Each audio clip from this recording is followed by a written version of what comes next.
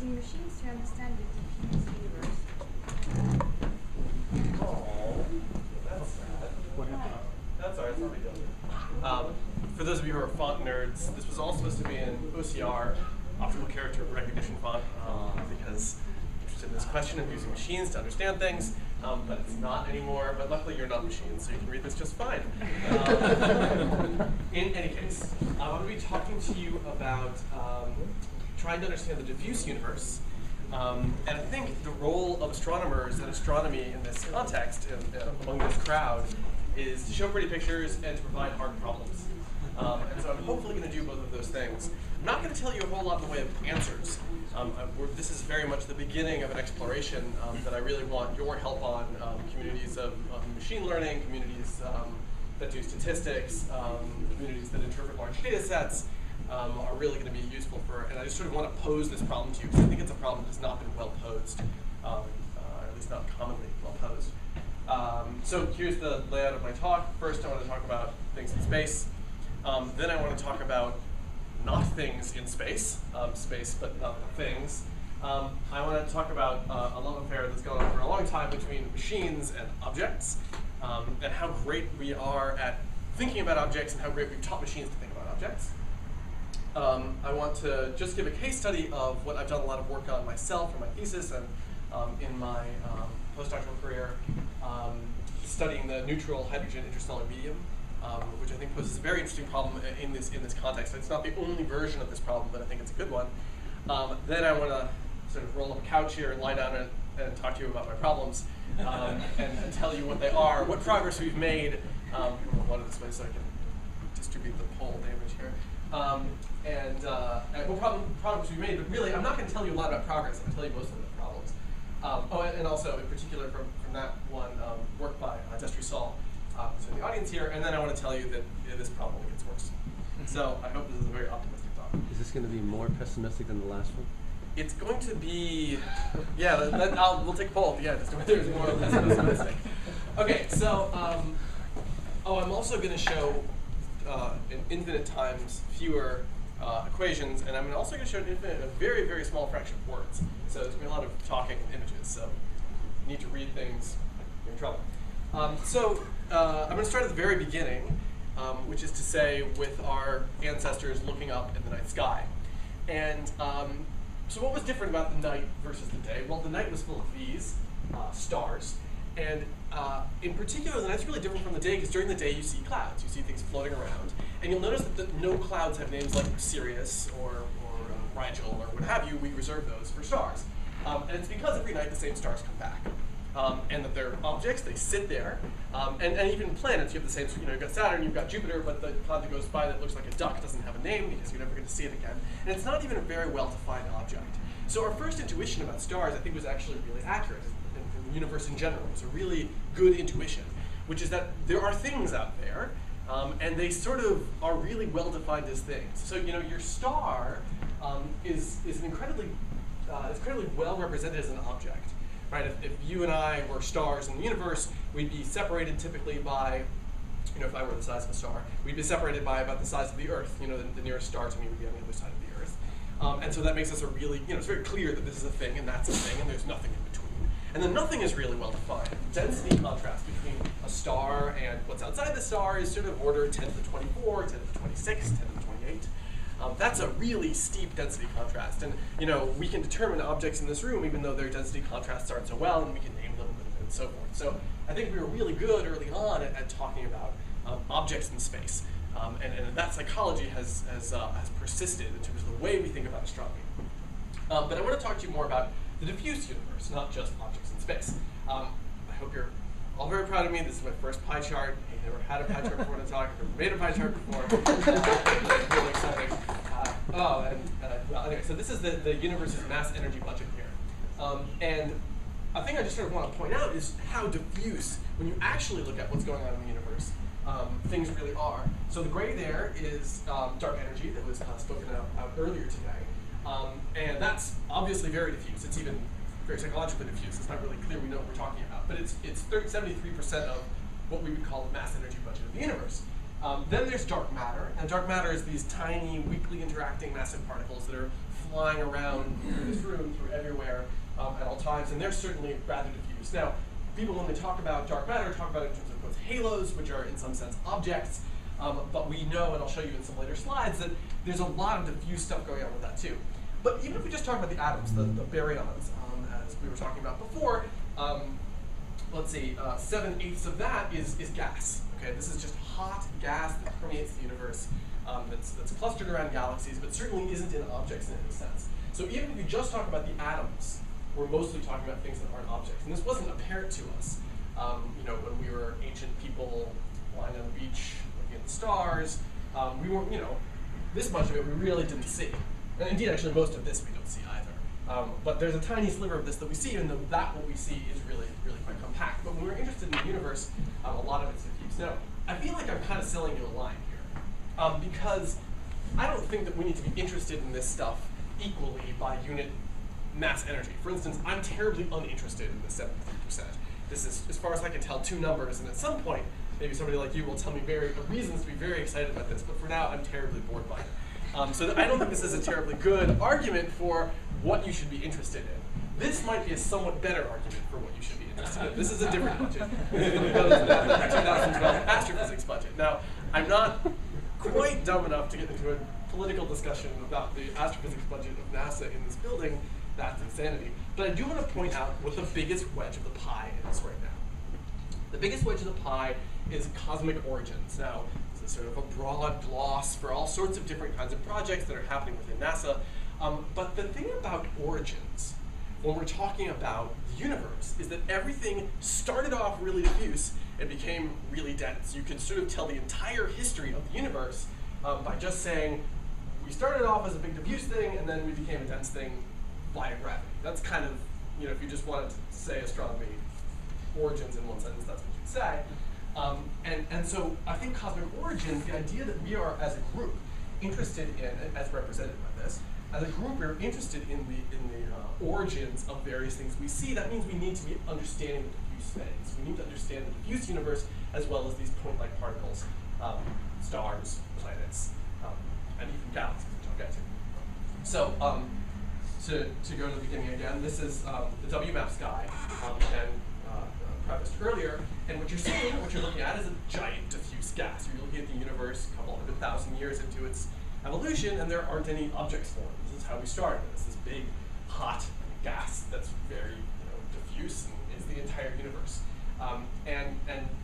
So this is very much our origins, and is very much can't be classified as an object. Now, cosmologists have gotten very good at developing algorithms, ways of thinking about this object in particular, well, this not object in particular, and all of these decompositions that you saw earlier today, I think, speak to how well cosmologists have solved this particular problem.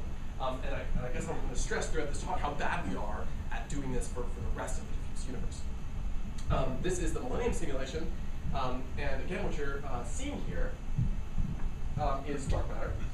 So this is all the dark matter in a simulation, a gigantic simulation of the evolution of the universe. And you can see that indeed there are kind of point-like things that you might consider objects, but they're connected in an incredibly intricate way. If you thought about this just in terms of points, in terms of halos or locations or something, you'd be missing a lot of the information. Why do these filaments work the way they do? How are they connected? How well can we probe that in the universe? So there's a lot of diffuse information here that, again, does not look like the night sky. This is a simulation by Greg Bryan and friends of the formation of a cluster of galaxies. And what you're seeing in red is gas. Gas flowing along cosmic filaments and flowing into galaxies. And this, I think, is demonstrating rather clearly that you really do need to understand the diffuse phase if you understand how something as large as a galaxy forms. So I'm going at the smaller and smaller scales here. So here, you're not only seeing the formation of this entire cluster of galaxies, but individual galaxies. And as that gas flows in, this is something that Columbia Astronomy is specialist in through both through observation and through simulation. So I think, again, now we're getting down to the galaxy scale, and it's important to understand these kinds of phenomena. This is astroporn. This is the Carina Nebula. Really beautiful image. You've got Eta Carina over here, the largest star in the galaxy. And you can again look at the points in this image, and they are telling you something. They're telling you where the stars are clustered, they're telling you where the bright stars are versus the dim stars. But there's tons and tons of information in this image that we don't really understand that process in a machine way. You can again say, this cloud looks like a duck, and that cloud looks like a duck, and then you could run a paper about ducks. But that wouldn't be, that's not the way we think about interpreting data in a modern context. So how do we take all this information in that's just coming off telescopes incredibly quickly, and try to say something about it that tells us something about the way the universe is constructed? Okay. Zooming in a bit, this is now talking about the formation of stars at the smallest level. So I've actually just spot here. And what we're seeing is a star being formed inside a dense column of that dust and gas we were just talking about, shooting out jets as the star forms, and that stuff interacting with interstellar medium. And I think the thing to stress here is that there's morphological information here. There's information that's embedded in this gas, embedded in these images, that isn't just about the spectroscopy. It's not just about how many stars there are or where they are. It's not just about it really encompasses a lot of shape information. So these things are called Herbig Haro objects, Bauschocks. And that's the sort of thing that we want to be able to say. How many of those are there? Where are they? And that's I think a big challenge. And now zooming in even closer, you're looking at a single star here with the jet coming out of it, and what you're seeing here, this darker area is a disk of very dusty gas, which is where planets form. So now we're getting all the way down to the Earth scale, if you will, where we're forming planets, and again, there's all this sort of interesting information there. So again, now I want to document this love affair between machines and objects. Machines as our, how you'd say it, our mental progeny or something, have the same affinities we do. And they're really, really good at interpreting objects. And I think there's been a lot of great work that I want to sort of emphasize as to how good we've been at this. So Sloan has come up, Sloan Digital Sky Survey has come up a few times, and it's, I think, in some sense, this industrialization of taking data is the reason it's given this huge flood of data to run new algorithms on. This is a hero of mine, Jim Gunn, and the camera. This is the camera for Sloan. And the way Sloan works is to take huge swaths of data at a time. It basically just drifts across the sky, taking data as it goes. This is revolutionary because it was able to take a huge amount of data in a very consistent way, so that it could all be processed by machine. That's the telescope, and this is what the sky footprint looks like. And so what Sloan does, though, is it's not interested in this. And this is a beautiful image, but it, nobody wants the output of Sloan to be an image that's, I don't know exactly if I could do this off the top of my head, but a couple of tens of millions of pixels on the side, and somebody hands that to you, and you say, great, now I have a picture of the sky, which is what I always wanted. No, that's not what you want. What you want to know is something about the stars themselves. How do these stars populate some kind of diagram? What can we know about the distribution of the objects, right? That's the real output. And so Robert Lupton, among others, put together this thing called the photometric pipeline, which takes in the raw data that comes off this camera and through this telescope. And instead of making this giant image, which again is beautiful, but not terribly relevant, instead gives you information about objects. So the way it works, incredibly roughly speaking, this is a slide stolen from the Psychoder conference given by Mike Leonard. And what it does is it just goes and tracks down individual things that it considers objects, stars, and it tracks them down and calls them parents. And then any object that might have sub-pieces, it tries to break those up. Because it might say, like in this case, you get a star and another star. Maybe there's a galaxy in here, some other stars. And it wants to, assign the flux to the correct object. And then it takes all of those objects and it figures out all sorts of information about it. So you should clearly read every word on this slide. What kind of object is it? How bright is it in different bands? What's the chance of this thing being a cosmic ray strike or being some kind of glitch? What's the quality, et cetera, et cetera. So that's what's really, this is what's actually coming out of it. And these are the objects that we've designed computers, object-oriented programming and so forth, to use that gloss. That's what we're trying to get at, is the information so that we can plot X versus Y and see, oh, look, there's a color magnitude diagram, or whatever it is you're interested in as an ensemble of objects. This is work by Andrew West, who did a lot of work trying to construct large galaxies out of the photometric pipeline from Sloan, and this is a known problem, but he sort of posed the problem very well of showing that if you have a galaxy here, so this is a nearby known large galaxy, the photo pipeline through a process called deblending will take it apart into all these little objects. So it doesn't like the idea that objects are extended. It tries and knows the galaxies have some size that are just points, but it can't. We're not designed around this kind of principle. That makes sense. We only have a few nearby large galaxies, so we would never design the pipeline to handle this kind of thing. And so Andrew's work was part of his work is to go back and reconstruct these things and see what Sloan sees for these bigger galaxies. But I think this points to how we're not in a mindset, or our code is not in a mindset. We're trying to understand these kinds of objects. Another great triumph, I think, in astronomy and in instrumentation is the National Virtual Observatory. And I'm by no means a pro on this at all whatsoever, but the Virtual Observatory is this idea that we can design a set of tools that are very broad, that can allow us to take all sorts of different data sets, collate them together, and talk about how do they work together. Kind of now that I have the brightnesses of these stars, say from Sloan, what do they look like in the UV? What do they look like in the radio? How do they vary in time? Those kinds of things. But it's very much oriented around the idea of objects. When you ask for a region of sky, it will serve you back every object that's found in some overlapping set of databases.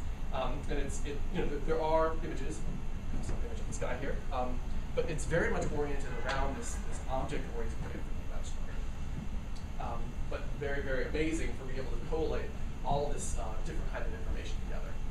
And then, of course, I wanted to put in a little shout out to astrometry.net. This is Hogg's child, I'm not sure what you call it, but anyways, it's an amazing device. And basically what it is it takes in images like this and tells you exactly where you're looking. So what it can do is recognize all these points, call them all objects, then go back through a database of known stars, take that and figure out the registration, where exactly you're looking, which is a huge annoying problem in astronomy.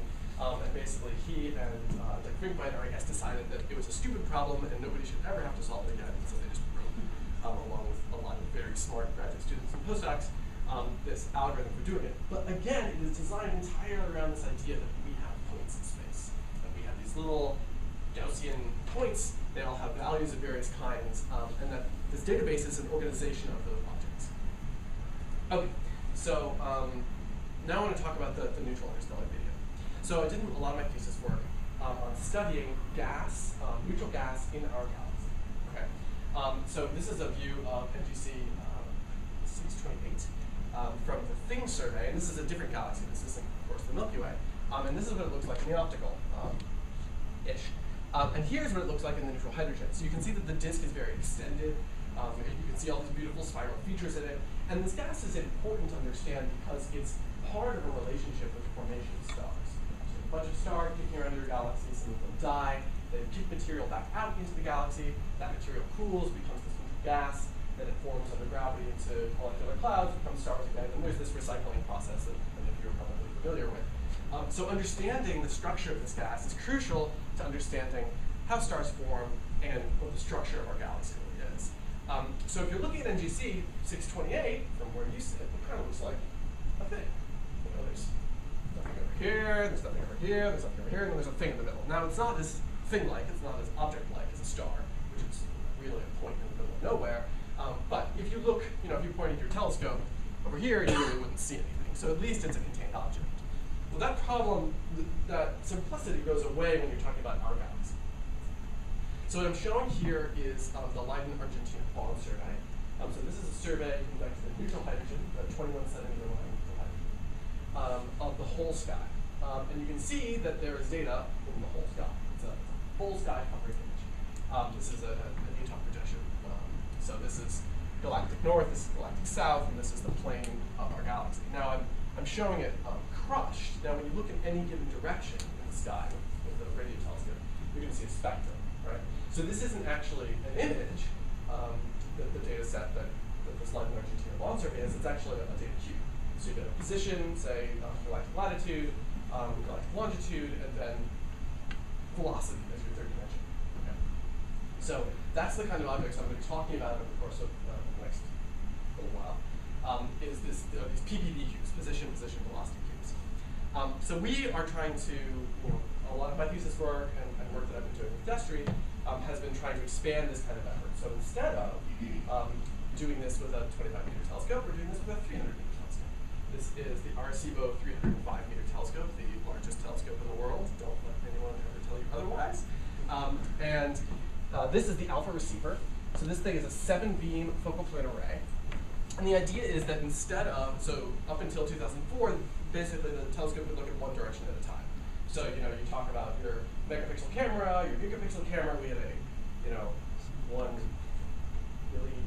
we had a single pixel camera for a long time, and now we have 7 pixels. So we're able to explore the sky 7 times faster, which means making maps of the sky makes a lot of sense. It didn't really used to make any sense. And what we've added to this is our own custom-built spectrometer that can take 8,000 channels of data simultaneously for 2 polarizations over 7 beams. So this thing is able to scan the sky quite quickly. We take integration every second. So what I'm going to show you is some of these data cubes. How big are your pixels, Josh? So the typical scale of our full image is going to be sort of thousands of Nyquist pixels by thousands of Nyquist pixels by 8,000 channels. So that's the kind of scale of the final data product. So I'll just show this one again. What we're doing is scanning through in velocity. Okay. Now color here, I've just taken. I'm basically just scanning 3 colors through the data cube. So there's red, green, blue, and I'm just scanning them through, which allows you to see the structures. And the edges that you're seeing are just areas we haven't surveyed just yet. So you can see. So what fraction of the sky is this? When we're done, we'll be about 35% of the sky. And on Yeah. this clock, so we're looking at 100 degrees across? This is dozens of degrees is the typical scale. So this is like 2 dozen degrees or something, a couple dozen degrees. So each channel is 180 meters per second wide, and then the typical resolution is a milliradian. Just give you a sort of thousandth volt. So what I'm trying to emphasize here is it's very hard to interpret this data. I'd be very happy if anyone could tell me anything about what they just saw. Not just people in this audience, but anywhere in the world. It's dynamic. Yes, as far as I can tell, nobody has any idea what's going on here, including me, and I made these data, so I don't really, that tells you something. So I really want to understand better how to look at these kinds of data, because we've got a lot of it, and there's a lot more coming. Okay, so I'll just walk through these a few more times. Put it on YouTube. Yeah, for instance.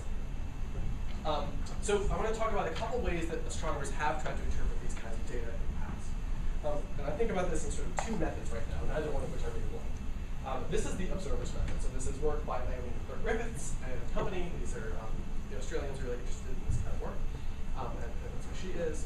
And what this is called galactic supershell number something or other. So what you're seeing here in black is a place where there is gas, and then you're seeing a place where there is gas. Notice the galactic latitude here is labeled in degrees. So this is this is the plane of the galaxy, and this is just a couple degrees off. This is from a survey that's just focused on the plane of the galaxy, not the whole sky. And what you see is a big hole in the middle. And this is a hole at 36.28 kilometers per second.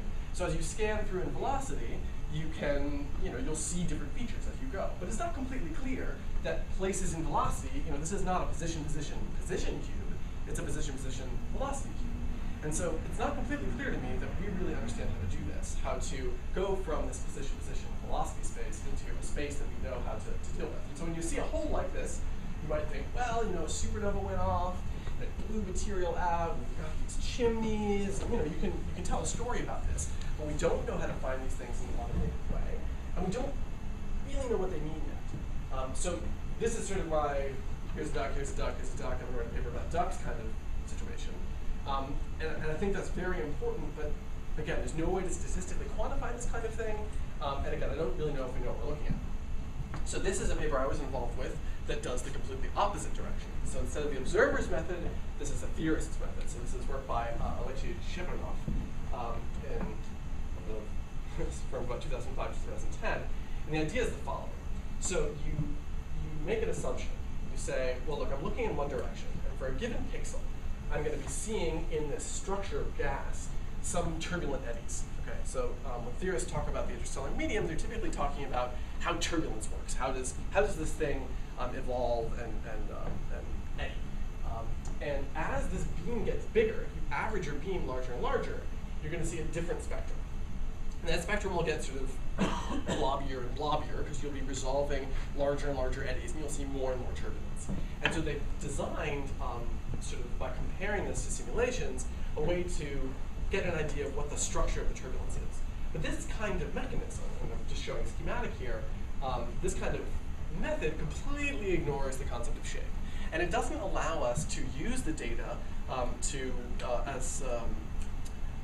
see if I can say this right. You know, when you look through those data with your eye, when we're scanning through those data cubes, you see certain kinds of features.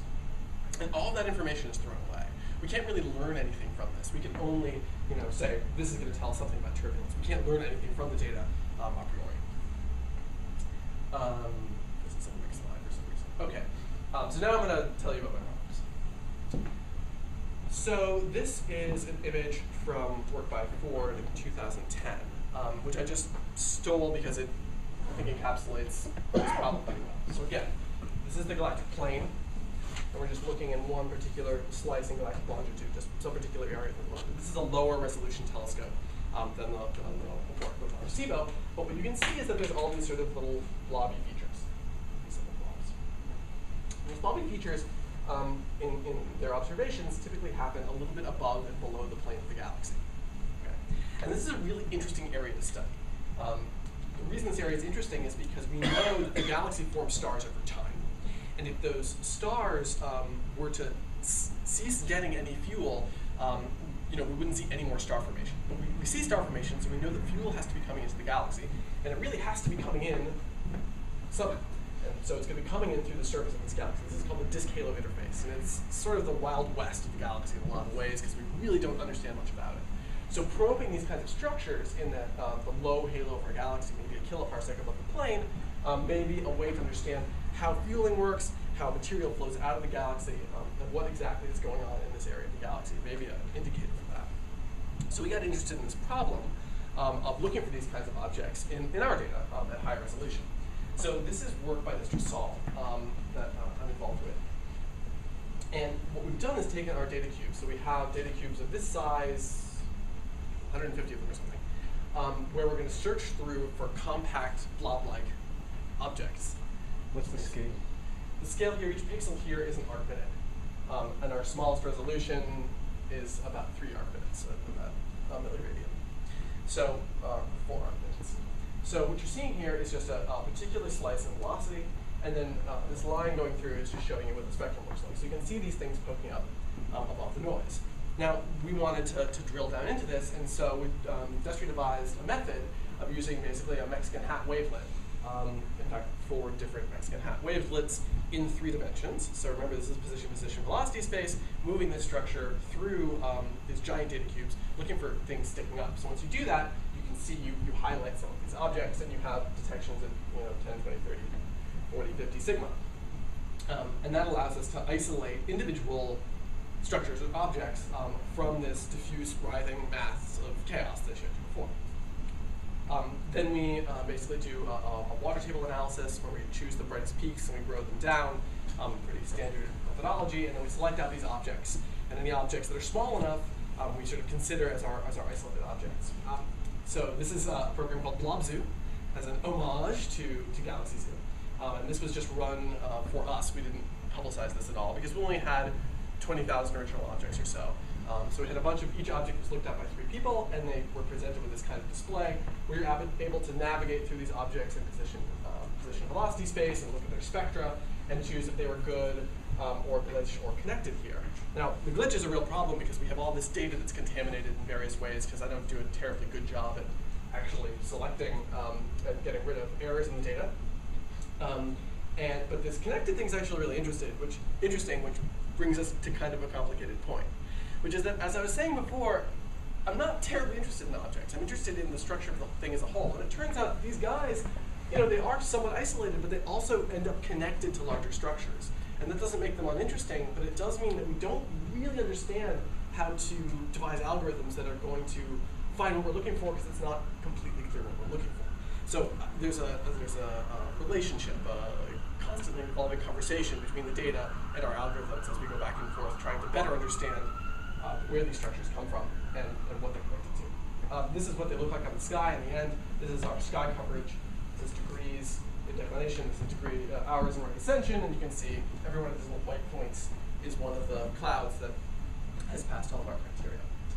So again, this is trying to force an object-oriented paradigm onto a clearly diffuse problem, which has its ups and downs. This is a much harder problem, I think, and much more diffuse sky-oriented.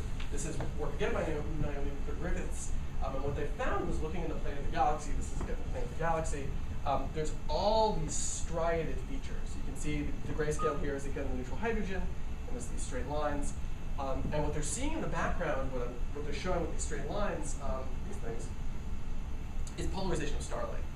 So polarization of starlight tells you that there's dust that's on magnetic fields that's polarizing the starlight, and so this is telling you by the correlation between these straight lines that you can just see with your eye and this stuff, that this stuff is tracing the magnetic field of the galaxy. So, sorry, polarization is not proves positive that magnetic. there. Okay. You'll agree that there's a correlation here. And so that this is tracing something about the structure. Doesn't have to be magnetism. Fair enough. So that's fascinating, because what it's telling you is that non-objects, this is a non-object, this is just some kind of diffuse feature that springs out to our eye, is telling you something physical about the universe. And so that means that we really need to track down these kinds of things. And if you look at our data, you see exactly the same things. It's just some random slice of data. As you paw through, you find these kinds of long, striated features. But how do you pull these kinds of things out when you're not looking for a particular object? And I certainly don't have my hands around the kind of technology to do that yet, which is sort of the reason I'm giving this talk, which is to say I don't understand how we're going to go through these vast, complex data sets that are confused by all sorts of backgrounds and pull out information about these kinds of structures. You mean you want to characterize the structures? What do you mean by information? What are you looking for? You don't know what you're looking for. Is that what it is? So you want to characterize what kind of filamentary structures you find in here. But Sure. people that do large-scale structure like Voronoi tessellation already do stuff like that. Yep. Just Voronoi tessellation will go nowhere with this problem, but it's an example of a tool that will be helpful. Those are the kinds of tools I'm talking about. Okay. Absolutely. So this is what another slice looks like, and you can see, this is full of blobby filaments, and this is full of blobby filaments, but these are not the same blobby filaments very clearly to our eye. But telling a piece of code that this is different than that that's a hard problem, at least to me. I hope it's not a hard problem to you.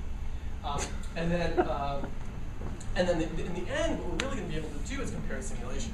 So people have been working really hard to build simulations of the diffuse interstellar medium that are magnetized, that have shocks, that have turbulence, that have all sorts of different physics in them, that hopefully have some kind of thermodynamics as well, and being able to compare to say, look, when we see these kinds of long filaments, they're magnetized, or if they're not magnetized, they're all shocks, whatever it is, and be able to compare that to this, I think is the future of this. And so to try to go through this, myself and Blakesley and Destry and other students at Columbia and postdocs have been trying to learn more about machine vision, which may be an angle into trying to decompose all this. But I'd love to hear more about machine learning techniques, and I was thinking about maybe this could be a zoo project or what have you. I've been thinking all sorts of different ways to decompose this problem. Okay, so those are my problems. And then I want to tell you about the worst part of all of this. So this is the lab survey. It's about a few hundred by a few hundred resolution elements by about 1,000 units. Okay. Now the Galphage 1 survey, which is what I've been talking about mostly, the stuff I did my thesis work on, is a few thousand by a few thousand, maybe 10,000 by a few thousand resolution elements by about 10,000 in channel space. Okay, so we've got 10,000 channels, 8,000 channels or so. I'm now working with a project called GasCap. So ASCAP is the poorly named square kilometre array pathfinder in Australia, the Australian square kilometre array pathfinder, and one of its projects is to survey neutral hydrogen in the galaxy. But it's even higher resolution. This thing is a few tens of thousands resolution elements by about 16,000, 20,000 channels. Okay? And it's going to be taking data in a couple of years. And then the square kilometre array, for which ASCAP is a pathfinder, is going to be yet another order of magnitude in resolution, and another factor of 2 in channel number or frequency resolution. So this problem is just going to get worse as we learn more and more about this and as this flood of data continues. So I think understanding the diffuse universe in this way, and there are lots of other projects that are getting more and more data about the diffuse universe, I think is important and something maybe we're not yet prepared for. So thank you. Mostly because I like to hear myself talk, I'd like to point out something. A lot of the talks we've heard today is about, I have all this data, what does it mean? I got this temperature data, what does it mean for climate? I have this consumer data, what does it mean about their habits? This is different. This means I have all this garbage on a focal plane, what the hell is it? Okay, it's an entirely different problem. It's about data process, it's data reduction. It's not even data process, data reduction. And if you go out and you build a $1 zillion system, you don't have a system until you figure this problem out. Okay? So I just want to point out the difference between these two problems and how important this one really is, because you can't solve any of the other problems that you talked about here until this one is solved. I'll have to chime in about the zoos. One of the things we're definitely doing with the zoo projects is moving to computer vision solutions and looking at machine vision as a way of sort of tracking what the humans are seeing versus what the data is showing. So it's kind of problem. So I was really, I sort of really woke up in your talk when you talked about astroform, but anyway. but in that image that you showed where you had the bow shocks and these linear and curved features, and this is sort of what people are being asked to do in the Milky Way project, which is not called Milky Way, so you just done which is to find these bubbles, whether they're supernova bubbles or whatever. And we see a problem there, which is recurring in our moon zoo, where we ask people to classify, to count and measure craters. There's sort of a user fatigue factor that's going on.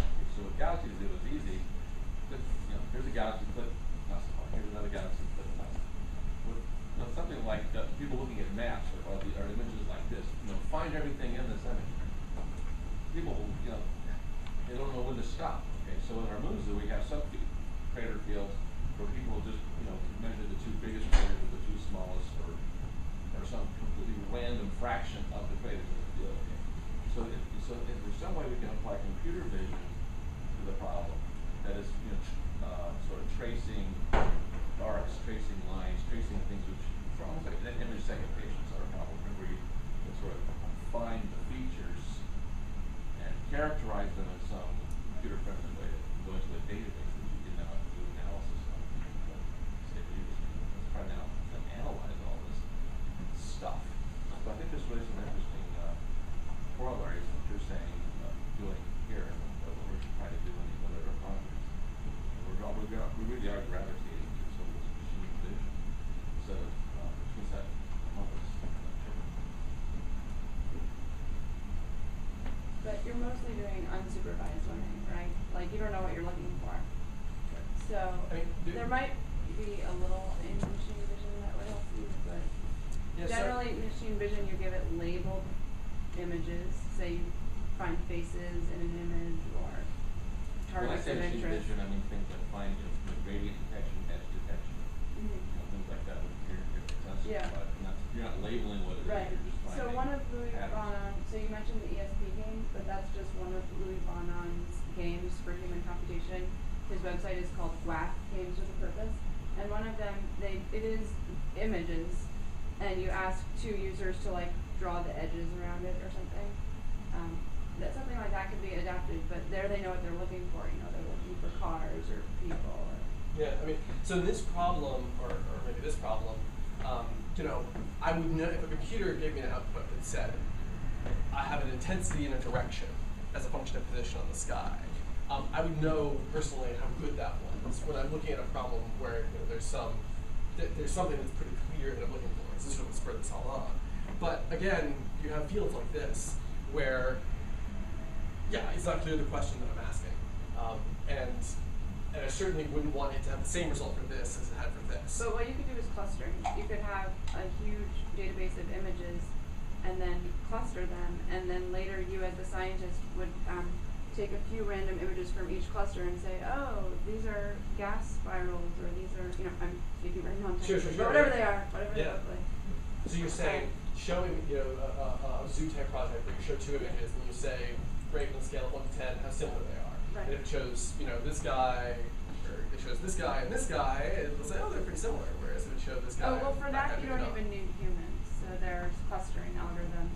So these are used, for example, for medical diagnoses. You can take a bunch of images of tumors and then cluster them and then get a doctor to look at the clusters to sort of determine, you know, which ones are more similar, which ones are more malignant, or that sort of thing.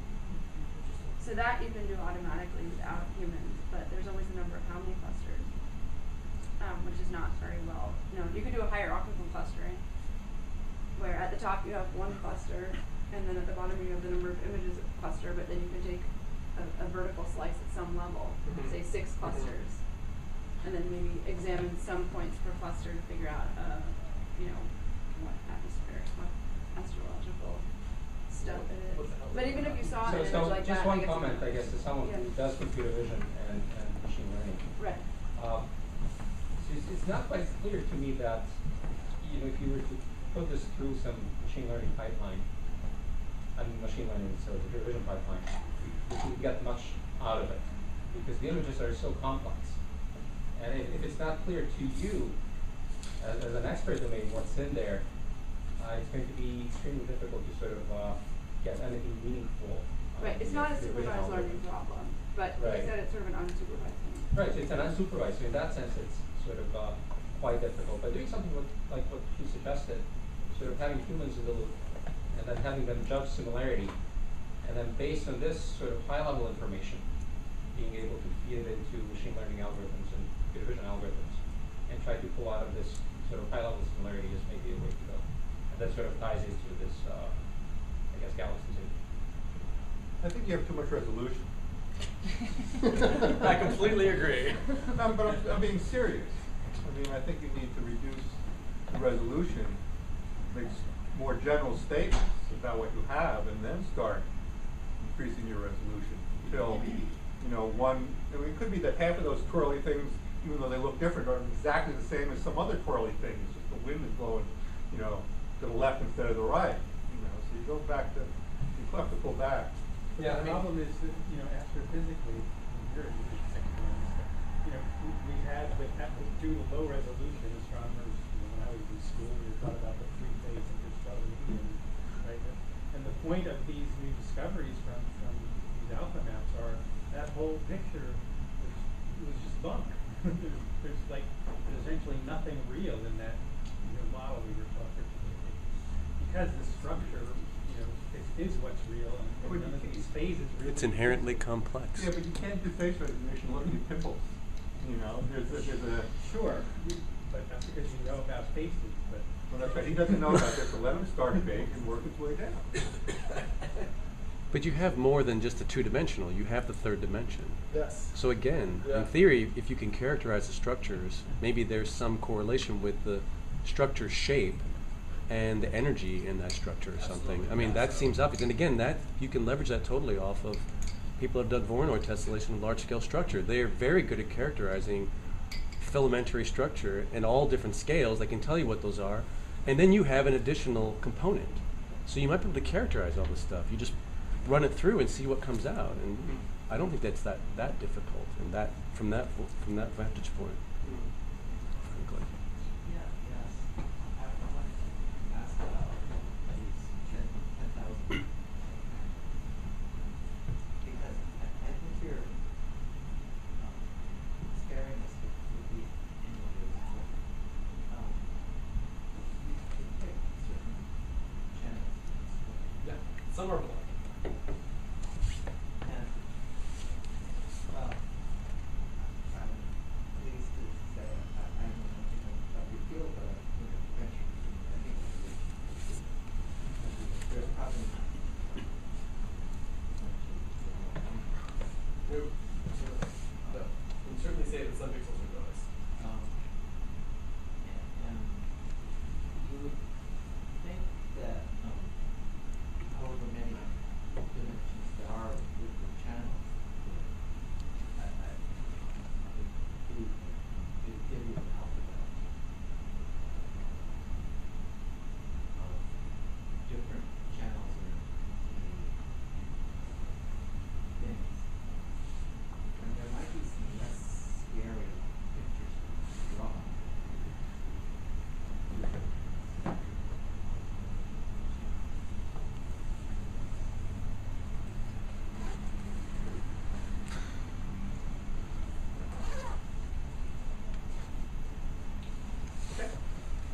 Thank you very much.